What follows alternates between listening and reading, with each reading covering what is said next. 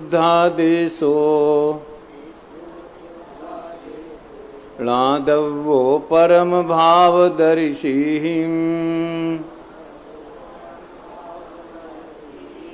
व्यवहार देशिदा पुण जेदु अपर मेठिदा भावे।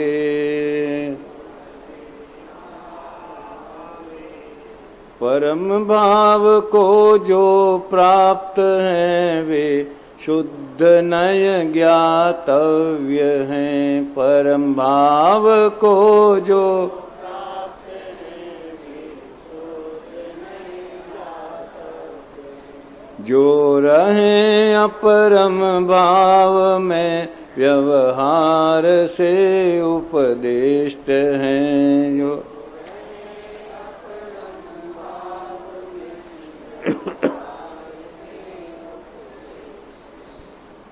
इसमें आचार्य अमृत चंद्र देव ने परम भाव और अपरम भाव का अर्थ किया है।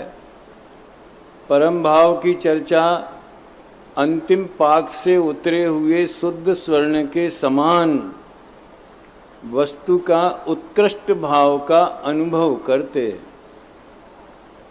थोड़ी गहरी बात तो है, लेकिन जो उत्कृष्ट भाव का अनुभव कर रहे हैं वो तो अनुभव की भूमिका में है। यहाँ उस अनुभव को परम भाव नहीं कहा है। जिसका वो अनुभव कर रहे हैं वो परम भाव ज्ञायक भाव है। जो उस तक उसके स्वसंवेदन ज्ञान में निर्विकल्प स्वाद ले रहे हैं वे समझ लीजिए परम भाव में स्थित हैं। गुण स्थानों के हिसाब से बात की जाए तो बात दूसरी हो जाएगी, और फिर भले विकल्प में आए तो वे व्यवहार से उपदिष्ट हैं, यानी व्यवहार नए उनके लिए प्रयोजनवान है। इसके लिए पूज्य गुरुदेव श्री का बहुत बढ़िया प्रसिद्ध शब्द है, जाने लो प्रयोजनवान छे, जाना हुआ प्रयोजनवान है, आदरे लो प्रयोजनवान नथी। उपादेय भूत है, आश्रय करने, आश्रय का मतलब वस्तु को वैसा ही मानना, ये उसका आश्रय करना हो गया। ऐसा है नहीं, मात्र निमित्त की अपेक्षा कहा गया है, ये जाना ही हुआ प्रयोजनवान, जान लिया।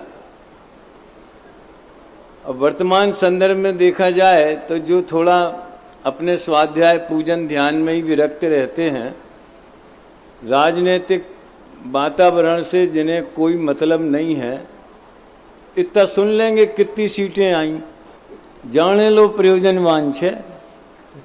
समझ में आया ना? है? हाँ, और जो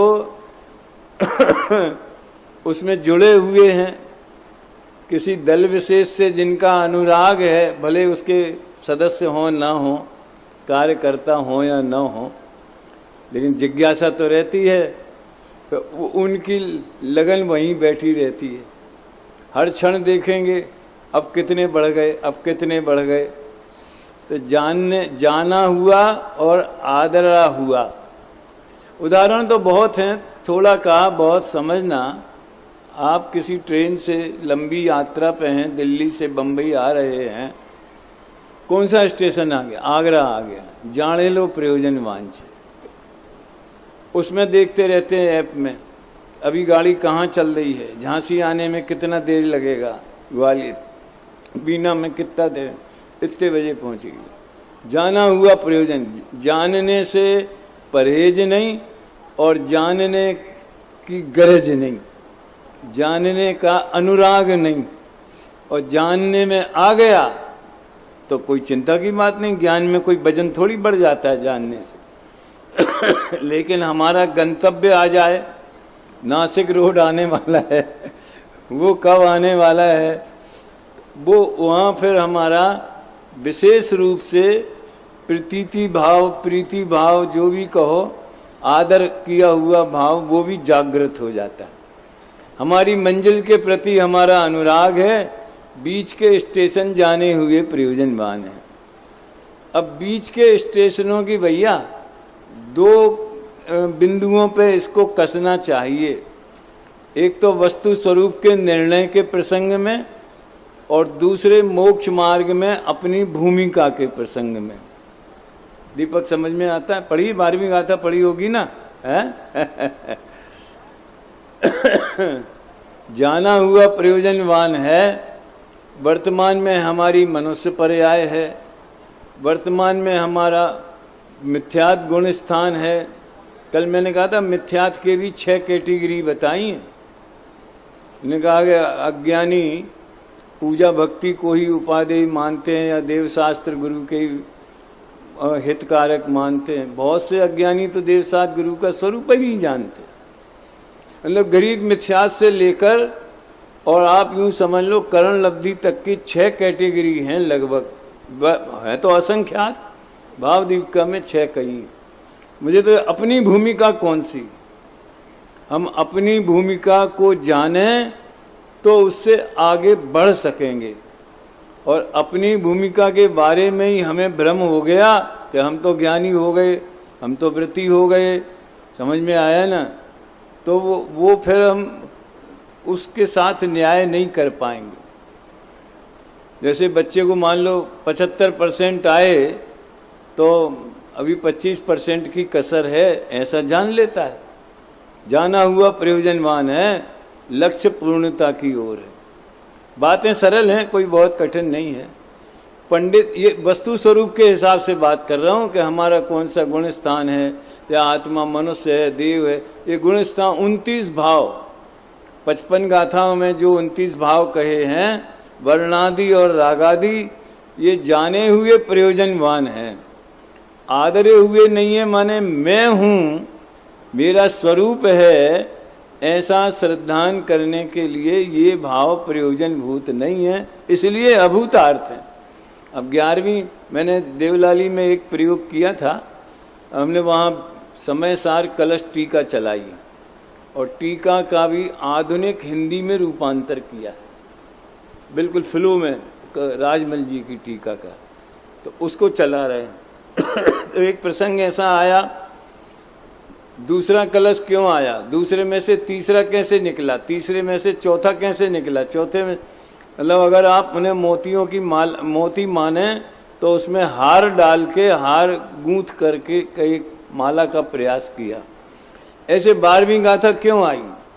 कोई 11वीं सुनकर के ये न समझ ले कि व्यवहार अभूतार्थ है, यानी गुण स्थान है ही नहीं, मार्गणा स्थान है ही नहीं, निश्चयाभास की तरफ न चला जावे। ये तो है ही नहीं, ये तो आत्मा में होते ही नहीं। अभी तो हमारे बच्चे भी ऐसा बोलने लगे प्रवचनों में, हैं कि जो विचार आते हैं तुझे मेरे में है ही नहीं। उसके आगे पीछे की भूमिका, अपेक्षा, ग्रंथ की वो पंक्तियां हैं कि नहीं है, कि ग्रंथ में क्या है और हम क्या कह रहे हैं, बड़ी जरूरत है परमात्मा जी, है। हाँ, तो मेरे में है ही नहीं, मैं तो सदा भिन्न हूं। वो कलश होवे। आप पहले गुरुदेव की शैली देखो, 39 गाथा चलती है। आज हमने गुरुदेव का प्रवचन सुना कल का, 139 गाथा, गे तत्व प्रज्ञापन है ना। कोई भी व्याख्यान होगा 9000 में, शुरुआत यहाँ से होगी। जो ग्रंथ का नाम लेंगे वो चलता है, वही गाथा चलती है, फिर यहाँ तक आ गया था। कोई विषय उनको बहुत प्रिय लगा हो तो उसका रिपीटेशन करेंगे 5-10 मिनट, फिर कहेंगे अहीं सुधी आव्यो छे। न केवल तत्व ज्ञान बल्कि शैली से की दृष्टि से भी देखा जाए तो इस युग के सर्वोत्कृष्ट और ईमानदार वक्ता कोई है तो पूज्य गुरुदेव है। ईमानदार किस बात के? कि विषय के प्रति पूरा न्याय है। अगर व्यवहार प्रधान प्रकरण है, उनके निश्चयाभासी के प्रकरण सुन लो आप, समझ में आए ना, तो उसमें व्यवहार की मुख्यता से बात है। तो जाना हुआ प्रयोजन है, माने वे 29 भाव, वे जानने योग्य तो हैं। और टोडरमल जी ने तो कहा है कि व्यवहार नए निरूपण करता है। और हम लोग इतने शुद्ध नए के प्रेमी हो गए कि हम निरूपण में भी व्यवहार नए को जगह नहीं देना चाहते। कोई अगर व्यवहार नए से कथन करे तो ऐसा लगता है इनको व्यवहार का पक्ष बहुत है। अरे वो अभिप्राय की बात है भैया, दूसरे का अभिप्राय हम कैसे जान सकते हैं? अब कोई आदमी पूजा कर रहा है तो हम कहें इसको पूजा का पक्ष है, समझ में आया ना? तुम्हें कौन सा दिव्य ज्ञान है कि जो उसके अंदर पक्ष बैठा है कि वो भिन्न जान रहा है कि वो क्या उसके परिणाम और अभिप्राय हैं, ये हम कैसे जान सकते? इसलिए एक नियम है, किसी दूसरे का आदर सम्मान मूल्यांकन क्रिया से ही होता है, वो ही संभव है। समझ में आया ना? क्योंकि परिणाम क्षण क्षण बदलते रहते हैं और अभिप्राय तीसरे पर्दे में क्या चल रहा है वो तो केवल ही जाने, उसको भी पता नहीं चलता है। खुद का मूल्यांकन अपने परिणाम और अभिप्राय से करना। तो आदर किया हुआ माने उसमें एकत्व बुद्धि नहीं होना। ये वस्तु स्वरूप की बात कह रहा हूं, वो 29 भावों से भिन्न आत्मा है, इसलिए वे भाव अभूतार्थ हैं। और आगे तो आचार्य देव ने गाथाएं लिखी हैं, ये जीव जीव अधिकार की अंतिम गाथाओं में। अगर जिनागम में इन्हें जीव का कहा हो तो समझ लेना ये व्यवहार का कथन है। और व्यवहार यानी ऐसा है नहीं, वही फार्मूला निमित्त आदि की अपेक्षा कहा गया है। पंडित जयचंद जी छावड़ा ने ये जाने हुए प्रयोजनवान को भूमिका के अनुसार लगाया है, वो बड़ा मार्मिक है, इसमें तो नहीं है, वो अपने वो दूसरे उसमें है, इस टीका में नहीं है। उनने किस भूमिका में कौन सा जीव है उसे क्या प्रयोजनवान है, हमारी भूमिका में हमें क्या प्रयोजनवान है। आचरण की दृष्टि से देखा जाए तो सप्त व्यसनों का त्याग, समझ में आया ना, अष्टमूल गुण का पालन, ये आचरण की भूमिका में प्रयोजनवान है। और तत्व अभ्यास की दृष्टि से देखा जाए ज्ञान प्रदान तो स्वाध्याय है, तत्का न निर्णय करना ही पहला पुरुषार्थ है। पुरुषार्थ का पहला कदम तत्वों का निर्णय करना है।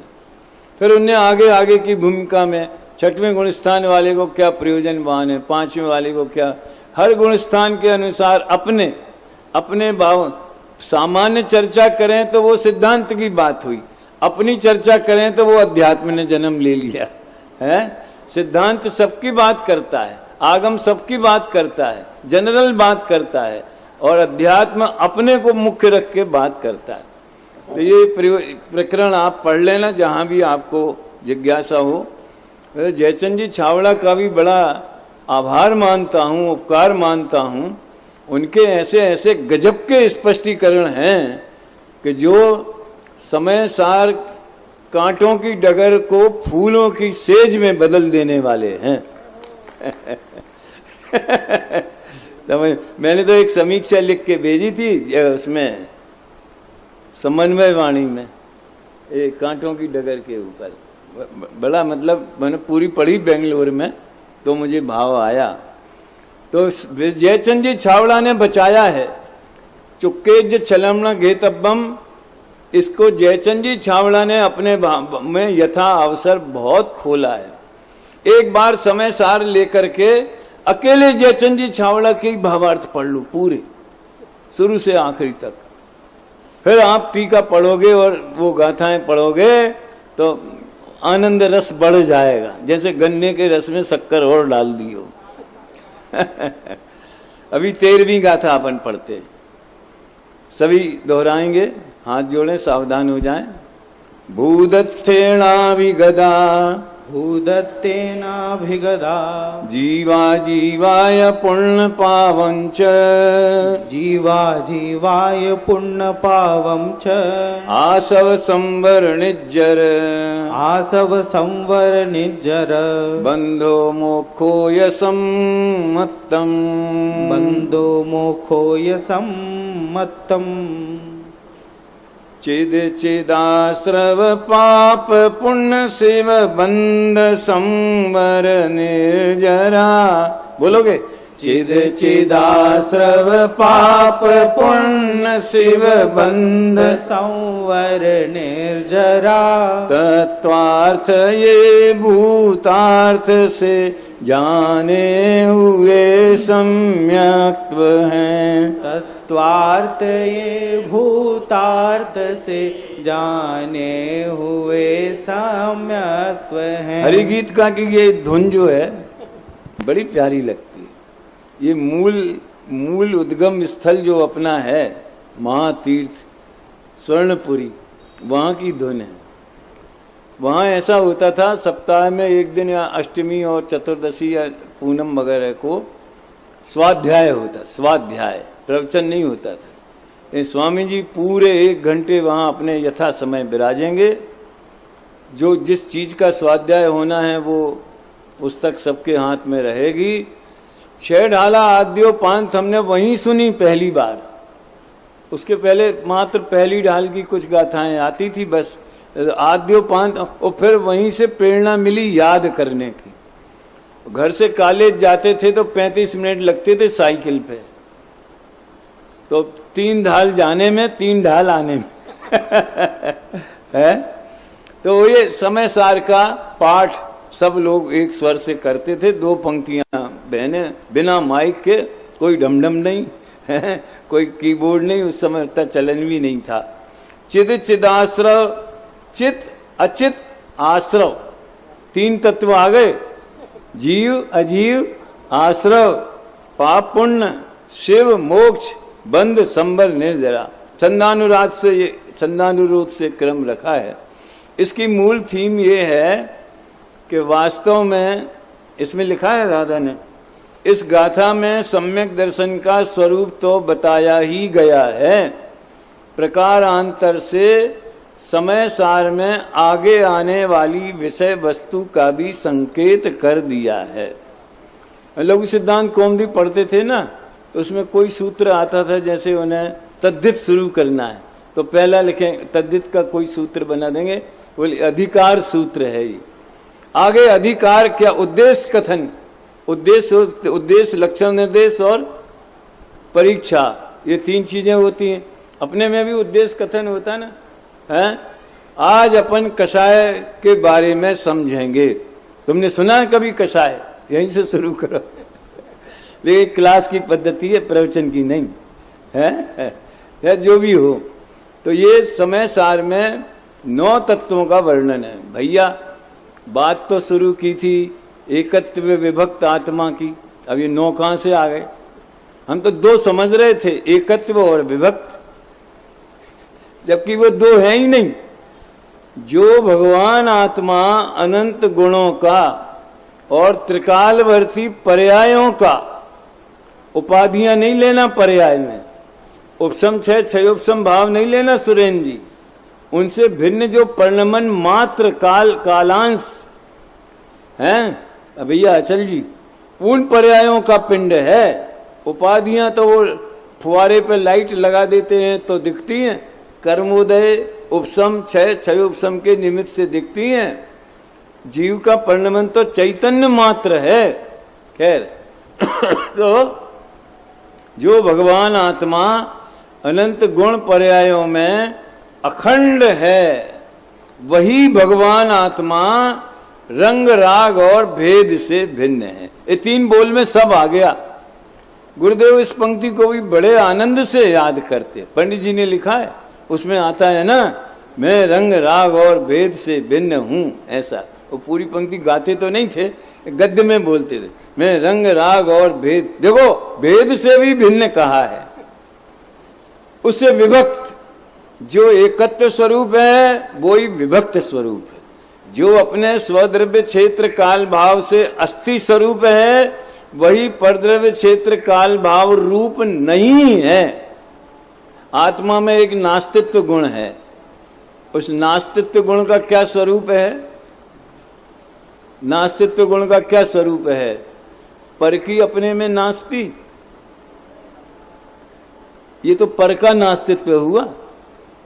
आत्मा का नास्तित्व, आत्मा का अस्तित्व आत्मा में है, और ना अस्तित्व यानी अस्तित्व का अभाव वो कहाँ मिलेगा? आत्मा से भिन्न में मिलेगा। अध्यात्म दृष्टि से देखें तो रंग राग और भेद में आत्मा का खाली स्थान भरो, रंग राग और भेद से भिन्न, रंग राग और भेद में आत्मा का ना अस्तित्व है। अस्तित्व भी लिख दो और फिर खाली स्थान रख दो तो अस्तित्व नहीं है। अस्तित्व नहीं है ऐसा बोलो, नास्तित्व है ऐसा बोलो, अथवा अभाव है ऐसा बोलो। सरल है। तो बात तो एक अखंड ध्रुव ज्ञायक भाव जो स्वभाव भाव रूप परिणमित, उनके स्वभाव रूप परिणमित नहीं होता। बात उसकी थी। 9 कहां से आ गए? अरे वो मिलेगा कहां तुम्हें? मैंने एक बोल कहा था परसों नरसों, व्यवहार ने अन्यत्र भटकने से बचाता है। तो ये 9 तत्व का यथार्थ श्रद्धान, वो 6 डाला में आता ना, जीव अजीव आश्रव बंदरु संवर जानो, निर्जर मोक्ष कहे जिन तिन को, जो का त्यों सरधानो, है सोई सम कित व्यवहारी, अभिन रूप बखानो। और क्या है? हाँ, अब उनका वर्णन उनने भी यही कहा, वो भी 13वीं गाथा की छाया है उसमें। हाँ, अब ऐसा क्यों है? यदि हमें ये 9 तत्व की व्यवस्था ये हमारे ज्ञान में नहीं है, और ये जैसी जिनेंद्र भगवान ने कही है वैसी ही हमारी प्रतीति में नहीं है, भरोसा नहीं है। कई लोग तो जैन धर्म के ऐसे प्रकांड पंडित होते हैं, डिग्रियां हैं, पढ़ाते हैं, लेकिन अपने उससे कोई अटैचमेंट नहीं रहता। बौद्ध दर्शन में ये कहा है, नैयायिक में ये कहा है, जैन लोग ऐसा मानते हैं, जैनी होकर के भी जैन लोग ऐसा मानते हैं। आप कैसा मानते हो? नहीं नहीं, हम तो किसी पक्ष में नहीं पढ़ते, हम तो सबको जान लिया बस। तो ज्यों का त्यों श्रद्धानो, श्रद्धान की भी बात है। तो जिसे ये 9 तत्व संबंधी श्रद्धान ज्ञान नहीं है, वो आत्मा को खोजेगा तो कहाँ खोजेगा? वो एक ब्रह्म द्वितीयो नास्ति वहां खोजेगा। दुनिया भर में भटकेगा, इधर मिला है एकांत गुफा में मिलेगा, वहां मिलेगा, अंगुष्ठ में मिलेगा, इधर मिलेगा, बीज में मिलेगा। यानी इन 9 तत्व से भिन्न अगर आत्मा की खोज कहीं भी होती है तो वो गृहीत मिथ्यात्व है। बात समझ में आती? कोई कठिन तो है नहीं। गृहीत माने क्या? मनुष्य भव में जन्मे और कदाचित जैन कुल में भी जन्मे तो भी गृहीत मिथ्यात्व हो जाता है, वो 6वें और 7वें अधिकार में है। लेकिन जैन कुल के बाहर तो न सच्चे देव शास्त्र गुरु की कोई बात है, नैवम तु काच सकले किरणा कुलेपी, परसों बताया था शायद, है, और न 7 तत्वों की कोई व्यवस्था है। आप तो मीमांसा में यही तो बताया है, तन्मतामृत माया नाम आप ताभिमान दग्धा नाम, आपके मत से जो सर्वेशाम आप्तता नास्ति, आपके मत रूपी अमृत से जो बाहर हैं और हम भी आप्त हैं, यानी हम भी धर्म प्रवर्तक हैं, ऐसे अभिमान से दग्ध हो रहे। तो ये अन्यत्र भटकने से बचाने के लिए भगवान आत्मा की खोज कहाँ है वहां करने के लिए वो 9 तत्वों में ही व्याप्त रहता है। अच्छा देखो भैया, किसी ने कहा हमें सोना चाहिए, गोल्ड है, और उसने किसी ने कोई बिस्कुट लाके रख दिया, ये ले लो 10 ग्राम का है, बहुत ताजा। हमने बिस्कुट थोड़ी मांगा था, हमें तो स्वर्ण चाहिए। बिना किसी आकार के, बिना किसी अवस्था के स्वर्ण मिल सकता है, लेकिन वो अवस्था और वो स्वर्ण सर्वथा एक है क्या? सोने की अंगूठी, सोने का कंगन, कंगन जब बना था उसके पहले भी वो सोना था कि नहीं था? और कंगन मिट जाए और करधनी में के हार में चला जाए तो भी वो सोना सोना रहेगा कि नहीं रहेगा? तो सोना तो कथनचित भिन्न हुआ ना, कथनचित वो अभिप्राय में रखना। समंतबद्ध ने एक बहुत बड़ा वरदान दिया है अपन को कि देखो भैया, दिल से अगर हम स्यादवादी हैं तो बार बार बोलने की जरूरत नहीं है, कथनचित किसी अपेक्षा से। हम नहीं कहें तो भी समझ लेना। हमारे घर में कोई जैनी साधर्मी पधारे हैं और रात में आए हैं तो नहीं, बिना कहे समझ लेना कि भोजन तो नहीं करते होंगे, कम से कम जल वगैरह की पूछ लेना, उसमें भी वो पूरा रात्रि भोजन त्याग नहीं है। बिना कहे समझ लेना, ऐसे बिना कहे समझ लेना शायद बात।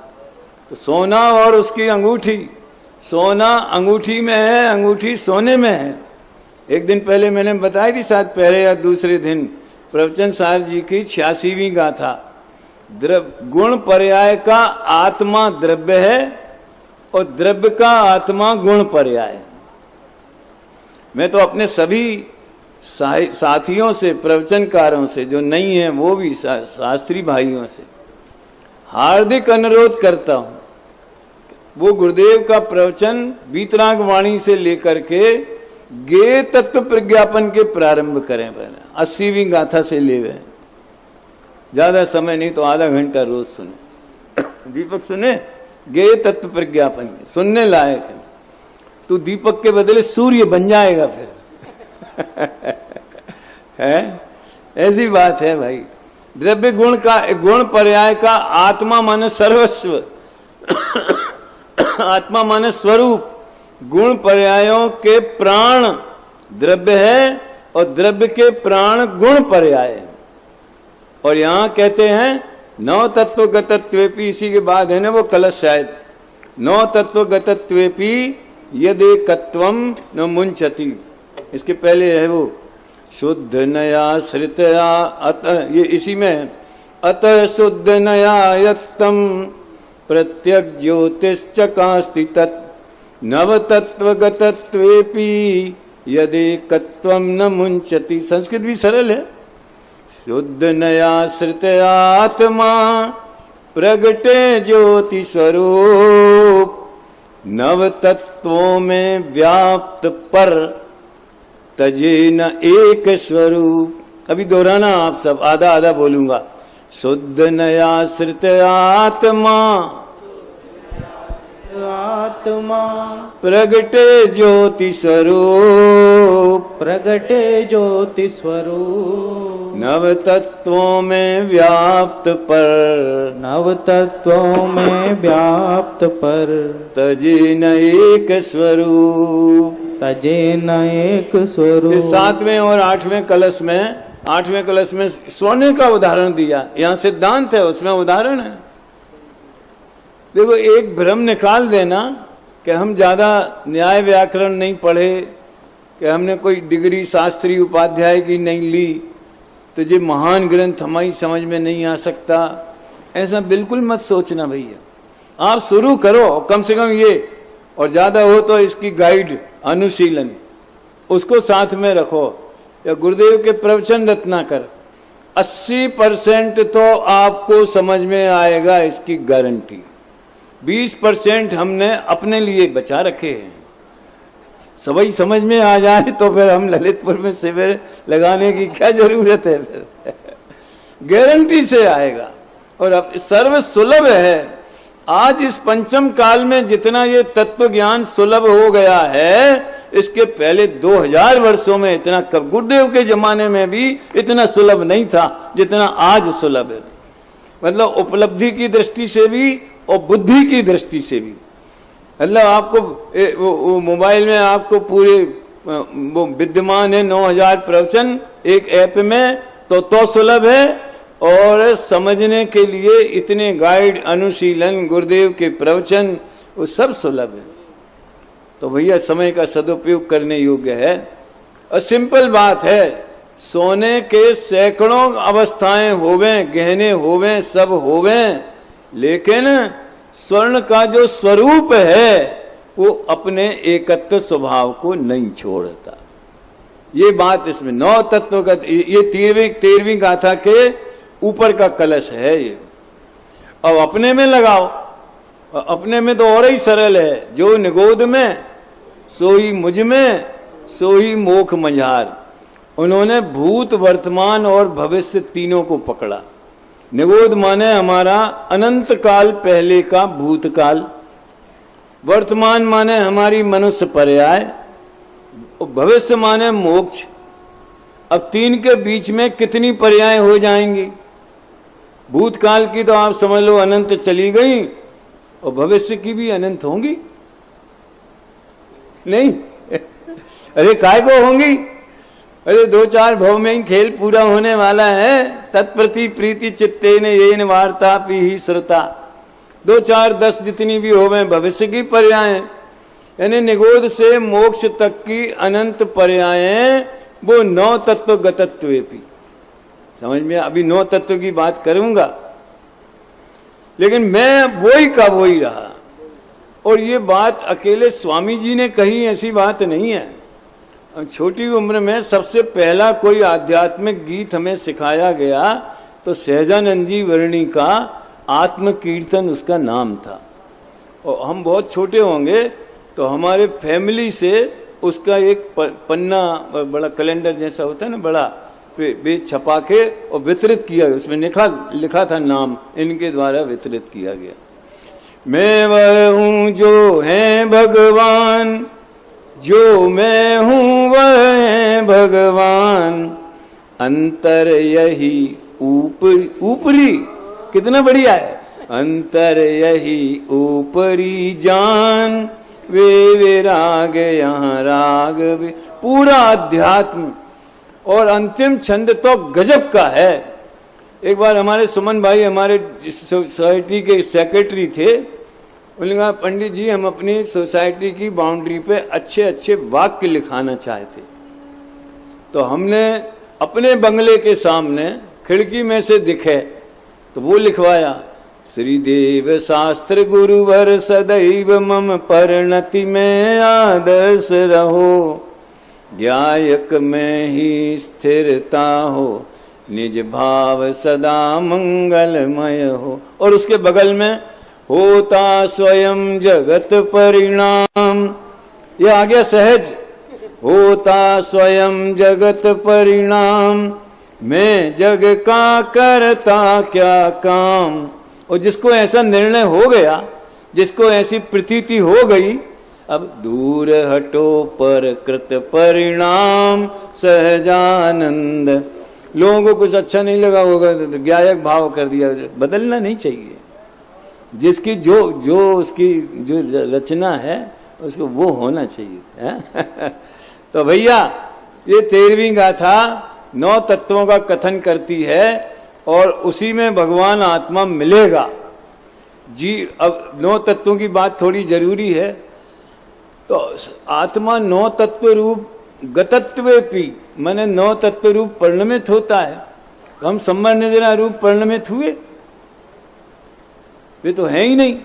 और सिद्ध भगवान भी तो आत्मा है, वो आश्रव बंध रूप परिणमित नहीं होते।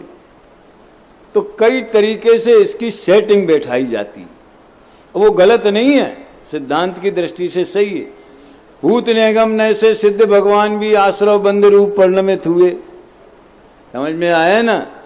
भावी निगमन से हम भी संबर निद्रा मोक्ष रूप परिणमित होंगे, लेकिन ये सेटिंग मात्र है। गुरुदेव इसकी दूसरी स्टाइल से सेटिंग करते। वो कहते हैं देखो, अभी जो प्रकृतियां सम्यक दृष्टि को बंधती हैं, आश्रव बंध में तो कोई शंका है नहीं, आश्रव बंध तो हो ही रहा है। बात तो संबर निद्रा मोक्ष की है, अज्ञानी की।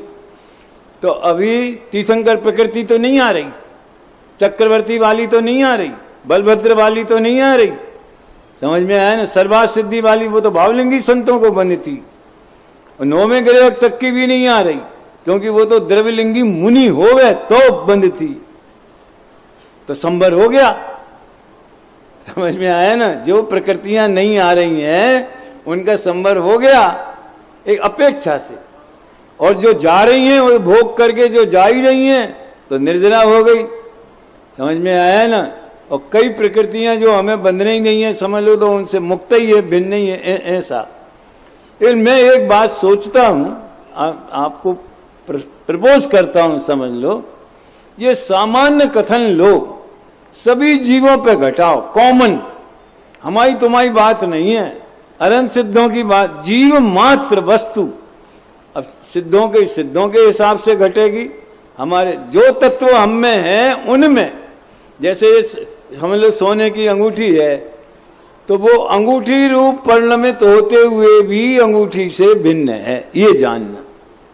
अब अभी चूड़ी में है ही नहीं, चूड़ी की बात ही नहीं कर रहे, चूड़ी का सोना चूड़ी से भिन्न है, समझ में आया ना।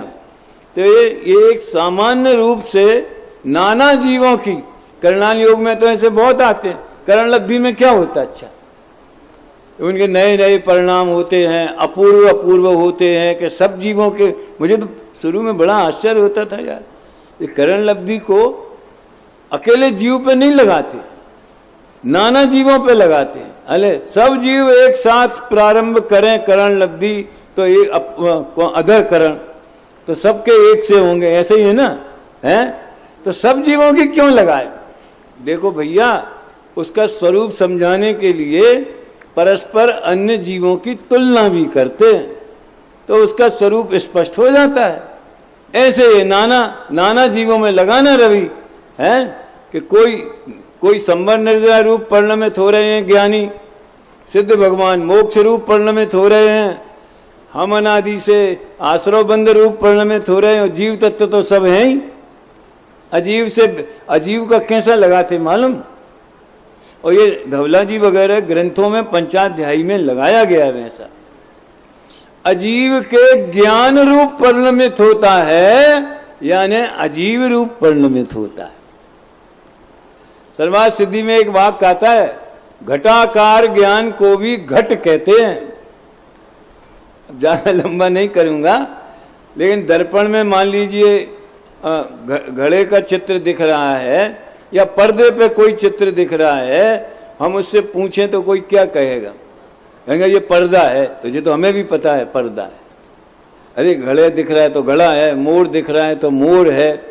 चित्र को भी उसी वस्तु का आरोप कर दिया जाता है ना।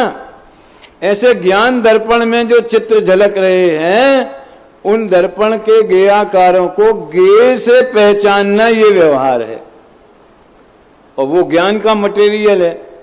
अपने यहाँ जैसे मान लो मंदिरों के सामने बढ़िया हाथी बने रहते हैं, समझ में आया ना, पत्थर के, तो उसको क्या कहेंगे? हाथी कहना कि पत्थर कहना? अरे शायद बात से दोनों कहना, समझ में आया ना। वो सोने का नहीं है, वो पत्थर का है। और बच्चे को उस पर एक जगह तो समझ लो, वहाँ हम श्रवणबेलगोला जाते ना कभी कभी, जो छोटा पहाड़ है चंद्रगिरी, बड़ा मन लगता है। एक शिला पे ऐसा लगता है जैसे सैकड़ों मुनिराजों के संग में अपन बैठे हो गए। ऐसी आज तीर्थ की अगर फीलिंग होती है तो मुझे तो वही होती है ऐसा। तो हाथी बने गेट पे ही, तो अपने बच्चे को बैठा दिया, वो फोटो, वो खुश हो गया कि देखो हाथी पे बैठ के फोटो। वो हाथी पे बैठने का आनंद ले रहा है, काय का हाथी था। अच्छा, प्रमाण दृष्टि से बोलो, अच्छा तो पत्थर का हाथी बोल सकते कि नहीं? लेकिन भैया, हाथी का आकार होने के कारण उसे हाथी कहा गया है, और मटेरियल उसका पत्थर होने से उसे पत्थर कहा गया। हाथी जानेलो प्रयोजनवान छे, और पत्थर आदरेलो माने यथार्थ। यथार्थ जानना वो आदर की बात है, और केवल उपचरित कथन है वो जाना हुआ मात्र है। तो बच्चों को बहलाने के लिए, तो एक मंदिर की शोभा दिखाने के लिए हाथी बना दी, कहीं कहीं शेर बना देते, कुछ भी ऐसा अच्छे जानवर बना देते हैं, तो लोग प्रसन्न होते हैं। जो इम्प्रेशन पड़ता है वो हाथी के आकार, हाथी है इसका पड़ता है। अकेली पत्थर की शिला लग दो तो सो तो हजारों हैं उधर पत्थर का शोभा नहीं है, शोभा तो पत्थर को हाथी का आकार दिया गया उसकी है। व्यवहार परमार्थ का प्रतिपादक है। इस चुनाव व्यवस्था में इससे बड़ा उदाहरण और क्या हो सकता है? फलाने चिन्ह पे मोहर लगाना, फलानी बटन दबाना, अब तो कह भी सकते हैं कमल की दबाना, समझ में आया ना। तो कमल को वोट देना तो कमल के फूल को देना है? किसी का झाड़ू है तो झाड़ू को वोट देना। इस सारी दुनिया ये बात समझती है कि नहीं समझती? यानी व्यवहार से परमार्थ तक पहुंचना ये सारी दुनिया को आता है। हमने तो नए रहस्य में प्रारंभ में ही लिखा है, ये दुनिया इसलिए कहा गया कि दो नयों पे चलती है गाड़ी। व्यवहार का कथन होगा और परमार्थ का आशय ग्रहण किया जाएगा। इस तरह से पद्धति चलती है। तो 9 तत्व वो शुद्ध चैतन्य का व्यवहार है, यानी उसकी प्रस्तुति है, उसका प्रकट रूप है, उसी के भेद हैं। कोई जीव और पुद्गल को एक प्रश्न पूछ के बात पूरी करता हूं, 14वीं गाथा कर लूंगा। कितना हो गया देखो, 9 तत्व है ना, उनमें से एक जीव तत्व निकाल दो, कितने बचेंगे? 8 बचे। क्या प्रॉब्लम है इसमें? बोल बेटा। 9 में से जीव निकाल दो तो कितने बचेंगे?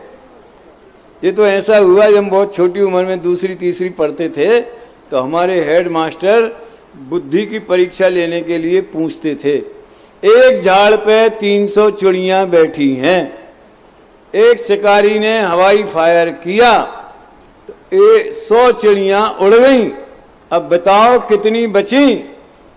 समझ में आया ना? तो वो कहेगा 200 बची। तो किसी बच्चे ने कहा नहीं साहब, एक भी नहीं बची। मास्टर ने कहा कैसे नहीं? 100 गई तो 200 बचेंगी नहीं?